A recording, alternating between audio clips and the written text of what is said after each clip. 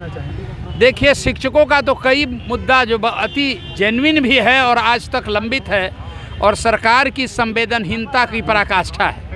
रात दिन नौकरी जहाँ तक आपको जुड़ा रहे हैं, विद्यालयों की शिक्षकों का जो वित्तरहित शिक्षक हैं, वित्तरहित संस्थान हैं और नियोजित शिक्षक हैं, रात दिन ये शिक्षक सरकार के आदेश का पालन करेंगे, सरकारी वेतन लेंगे, सरकारी काम करेंगे, सरकार के आदेश पर मतगणना, जनगणना, पशुगणना, पेड़ गणना सारा कुछ करेंगे। बाहर है सरकार, उसके बाद ये सरकारी कर्मचारी नहीं होंगे। ये अन्याय नहीं है तो क्या है? जहाँ तक वित्तरहित संस्थान का मामला है, 7 बरस 8 बरस फाइनेंशियल ईयर से सरकार की संवेदनहीनता ऐसी है कि ग्रांट नहीं मिला। इन लोगों ने कह तो दिया कि वित्त रहित से वित्त सहित किया, लेकिन शिक्षकों को छला गया, ठगा गया।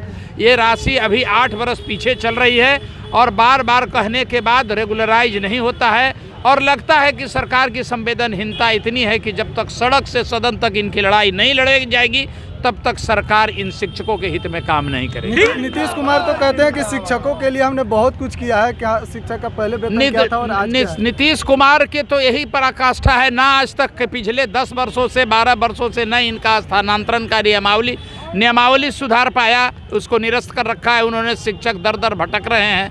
मधुबनी का शिक्षक गया में और गया का शिक्षक मधुबनी में, बक्सर भभुआ गए तो देखा बांका और भागलपुर का शिक्षक कम वेतन पाने वाला ये नियोजित शिक्षक 2 जगह एस्टेब्लिशमेंट मेंटेन करने के कारण जिल्लत की ज़िंदगी जी रहा है। फिर भी ये शिक्षक को ये सरकार को ये समझ नहीं है कि इनको स्टैट्यूटरी प्रोविज़न होता है चॉइस ट्रांसफ़र का, तो कम से कम इनको अपने स्थान पर जाने दें ताकि वेतन कम भी मिले तो इस जिल्लत की ज़िंदगी से छुट्टी मिलेगी। अपने बाल बच्चों को देखेंगे, बूढ़े बुजुर्ग माँ बाप को देखेंगे, कम वेतन में भी सम्मानपूर्वक जी लेंगे। लेकिन ये सरकार के कान पे जू नहीं रेंगता है। सरकार के एजेंडा में, बिहार सरकार के एजेंडा में न शिक्षा है न शिक्षक है। इससे सरकार से बहुत लड़ना पड़ेगा, बहुत अड़ना पड़ेगा, सड़क पर भी लड़ना पड़ेगा, सदन पर भी लड़ना पड़ेगा। तभी बिहार के शिक्षकों के साथ, चाहे स्कूल का हो, चाहे कॉलेज का हो, चाहे वित्त रहित का हो, चाहे नियोजित का हो, बिना लड़े इनको इनका हक नहीं मिल सके। आखिरी सवाल कि आपका शिक्षकों को लेकर अंतिम मैनिफेस्टो क्या होगा?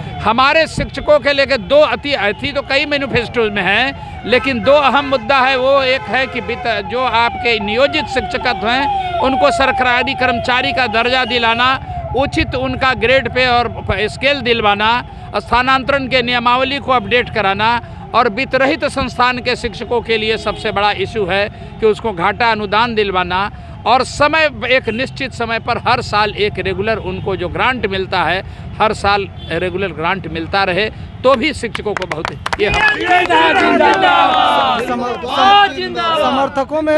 समर्थकों में बहुत जोश देखा जा रहा है। इस पर समर्थक को लेकर समर्थकों में जोश इस वजह से है कि इस बार पहली बार हमने देखा है, देखिए 5 जगह चुनाव हो रहा है, 3 जगह शिक्षक और 2 स्नातक का। पहली बार गया शिक्षक निर्वाचन क्षेत्र से देखा जा रहा है कि बहुत 1 दर्जन गैर शिक्षक, जो शिक्षक नहीं है, शिक्षक प्रतिनिधि बनने के लिए रोड पर उतर आए हैं। मानो कि ये सीट को भी आम विधानसभा की सीट बनाना चाहिए। जो शिक्षक नहीं है, शिक्षक प्रतिनिधि बनने की लड़ाई लड़ने चला आया है। कहीं ना कहीं आपका निशाना कहीं बीजेपी का प्रत्याशी को हमको किसी प्रत्याशी के, हमारे हर उन प्रत्याशियों पर हमारा निशाना है जो शिक्षक नहीं है और शिक्षक प्रतिनिधि बनना चाहते हैं। तो जो शिक्षक का दर्द ही नहीं समझ पाएगा, एक्ट स्टैट्यूट नहीं पाएगा, वो शिक्षक के लिए क्या काम करेगा। ऐसी स्थिति में हमारा अपील आम मतदाताओं से ज़रूर है कि हमें वोट दें, हम उनकी हक की लड़ाई लड़ेंगे और किसी भी हाल में यदि हमसे न मन बने तो हमें सेकंड प्रेफरेंस ही दें, जैसे भी दे, लेकिन किसी भी गैर शिक्षक को शिक्षक प्रतिनिधि का वोट नहीं। तो आप प्रोफेसर DN सिन्हा को सुन रहे थे। उन्होंने किस प्रकार नॉमिनेशन देने के बाद क्या कुछ कहे लगातार, और दर्शकों के पीछे आप देख सकते हैं कि किस प्रकार दर्शकों में जो उत्साह देखी जा रही है। और गया से हिमांशु कुमार का रिपोर्ट था बिहार। बहुत बहुत धन्यवाद।